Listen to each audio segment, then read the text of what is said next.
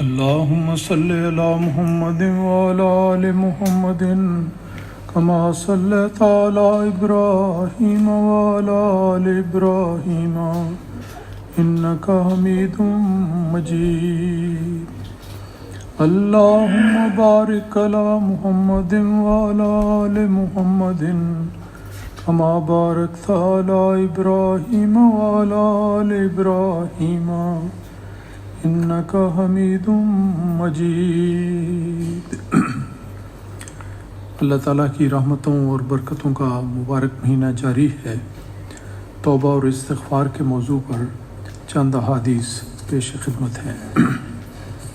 حضرت عبادہ بن صامت رضی اللہ تعالیٰ عنہ بیان کرتے ہیں کہ رسول کریم صلی اللہ علیہ وسلم نے فرمایا، صحابہ کو مخاطب کرتے ہوئے فرمایا کہ تم پر رمضان کا مہینہ آیا ہے، یہ برکت کا مہینہ ہے.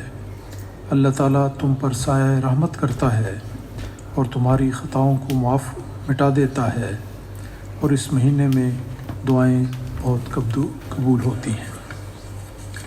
عن انس بن مالک رضی اللہ عنہ قال سمعت رسول اللہ صلی اللہ علیہ وسلم یقول.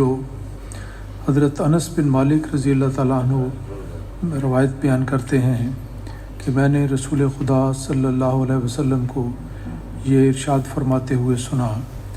آپ نے فرمایا، التائب من الذنب کمن لا ذنب لہ، کہ وہ شخص جو گناہ کا ارتکاب کر چکنے کے بعد اس سے توبہ کرتا ہے، وہ اس شخص کی طرح ہو جاتا ہے جو سچی توبہ کرنے والا ہے، اس شخص کی طرح ہو جاتا ہے لا ذنب لہ، کہ جیسے اس نے کوئی گناہ نہیں کیا. جب سچے دل سے انسان اللہ تعالیٰ کے حضور جھکتا ہے اور توبہ کرتا ہے، معافی کا طلبگار ہوتا ہے، تو اللہ تعالیٰ اس طرح اس کے گناہ معاف کر دیتا ہے جیسے کہ گویا اس نے کوئی گناہ نہ کیا ہو. وَإِذَا حَبَّ اللَّهُ عَبْدًا لَمْ يَضُرُّهُ ذَنبٌ، اور جب اللہ تعالیٰ کسی شخص سے محبت کرتا ہے تو پھر اس کی حالت یہ ہو جاتی ہے کہ جیسے اسے کوئی بھی گناہ ہرگز تکلیف نہیں دیتا.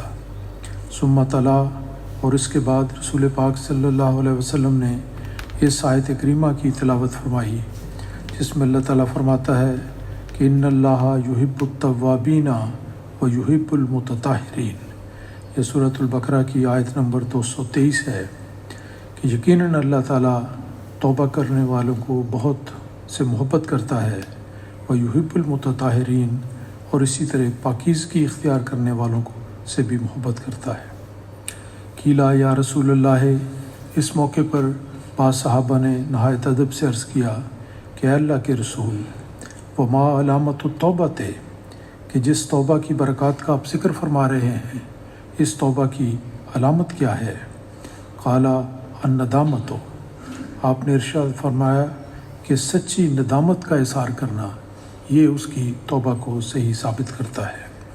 یہ حدیث کتابوں کے حدیث کے مجموعہ در منصور سے لی گئی ہے.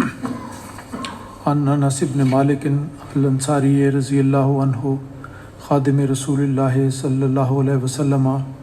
حضرت انس بن مالک انصاری رضی اللہ تعالیٰ عنہ، جن کو اللہ تعالیٰ نے غیر معمولی طور پر رسول پاک صلی اللہ علیہ وسلم کی خدمت کا اعزاز عطا فرمایا، وہ یہ روایت بیان کرتے ہیں کہ قال رسول اللہ صلی اللہ علیہ وسلم، کہ رسول پاک صلی اللہ علیہ وسلم نے ارشاد فرمایا، اللہ افرح بتوبت عبدہ من احدکم سکت علی بعیرہ وقد اذلہ فی ارض فلات.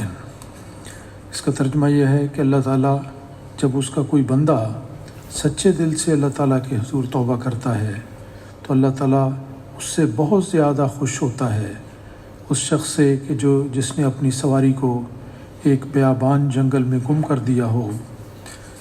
اور ایک دوسری روایت میں اس کی مزید تفصیل یہ آتی ہے کہ اللہ اشد فرحا بتوبت عبدہ، کہ اللہ تعالیٰ اس شخص اپنے بندے کی توبہ کرنے سے اس شخص سے بھی زیادہ خوش ہوتا ہے.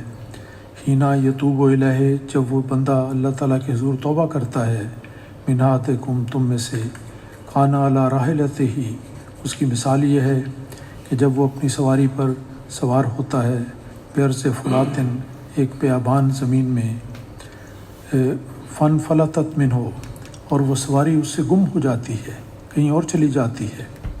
وعلیہا طعامہ و شرابہ، اور اس سواری پر اس کا کھانا بھی ہوتا ہے، اس کے پینے کا سامان بھی ہوتا ہے، اور اس کی وہ بہت تلاش کرتا ہے لیکن جب نہیں پاتا فیاسا منہا، اور بالکل مایوس ہو جاتا ہے کہ اب یہ سواری اس کے ہاتھ سے گئی، کبھی اس کو نہ پا سکے گا۔